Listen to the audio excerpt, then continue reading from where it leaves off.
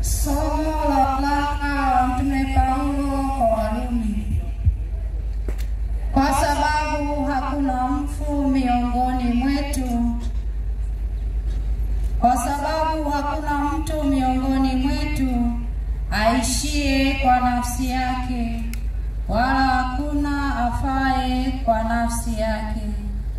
Kwa maana kama tukiishi twaishi kwa Bwana, au kama tukifa twafa kwa Bwana. Basi kama tukiishi au tukifa, tu mali ya Bwana. Maana Kristo alikufa akawa hai tena, kwa sababu hii awamiliki waliokufa na walio hai pia.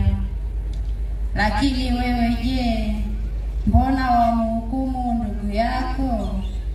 Au wewe je, mbona wamdharau ndugu yako?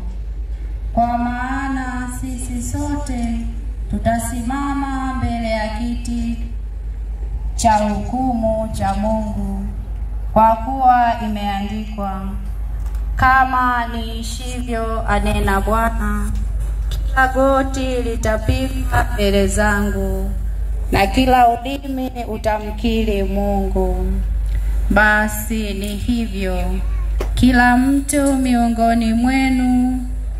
miongoni mwetu atatoa habari zake mwenyewe mbele za Mungu. Neno la Bwana. Tumshukuru Mungu. Shangilio.